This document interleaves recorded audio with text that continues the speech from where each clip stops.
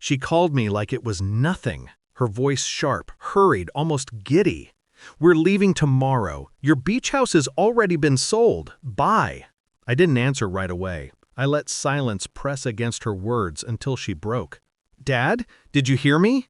Finally, I said it. Calm, precise. "But you forgot one thing."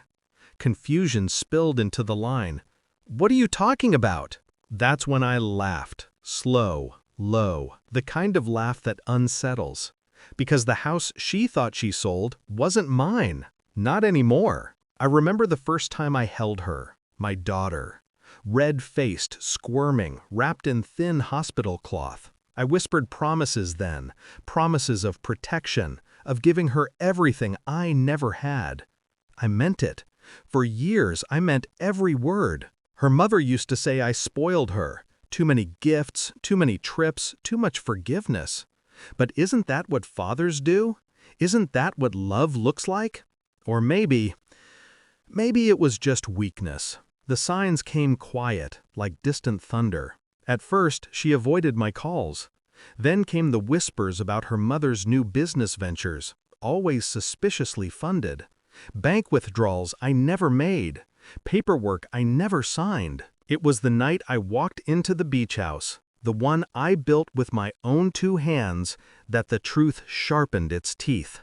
Laughter spilled from the living room, her voice, her mother's, a realtor I didn't know, and documents spread across the table with my name forged in bold ink.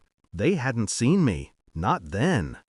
I walked back out into the storm, rain cutting my face like glass, and I swore it would be the last time they'd play me for a fool. Rage tempts you to act fast, but vengeance requires patience.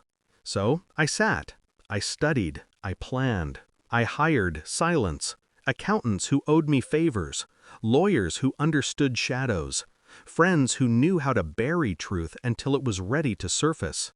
I rewrote my will, shifted properties, transferred deeds. And when my ex-wife thought she had convinced me to sign away the beach house, I smiled, let the pen glide across the page. She never noticed the switch. The old deed swapped for a new one. She had sold a ghost. Meanwhile, I traced every cent she siphoned. Offshore accounts, fake trusts, money hidden under layers of arrogance. I let her believe she was winning, let my daughter believe betrayal was easy. All the while, the noose tightened. The call tonight was supposed to be their victory lap.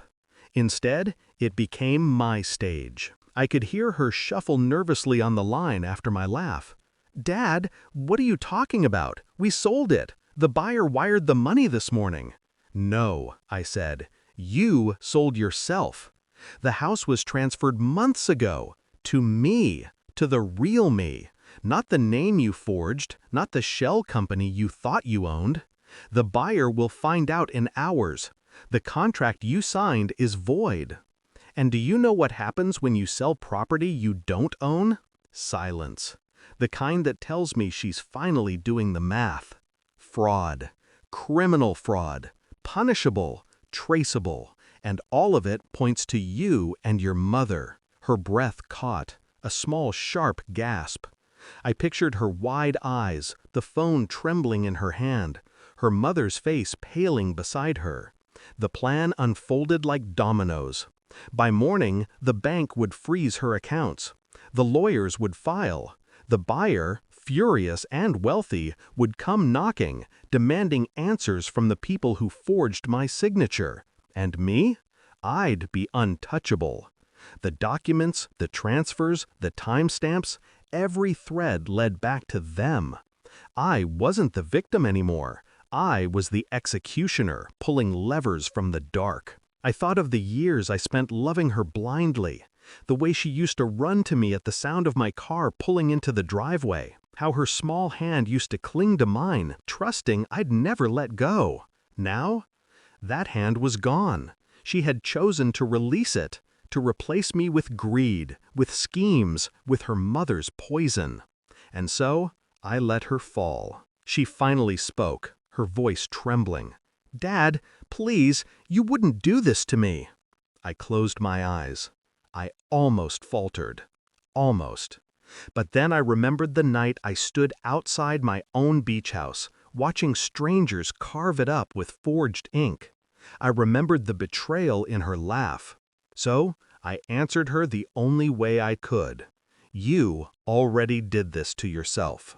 And I hung up. The dawn came with headlines.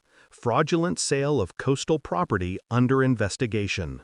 Her face wasn't in the papers yet, but it would be, soon enough. I stood at the window of the real beach house, coffee warm in my hands, watching the tide crawl in. The air smelled like salt and justice. People think revenge is loud, shouting, violence, fire. They're wrong. Revenge is quiet. It's the silence after the call ends. It's the stillness when your enemy realizes every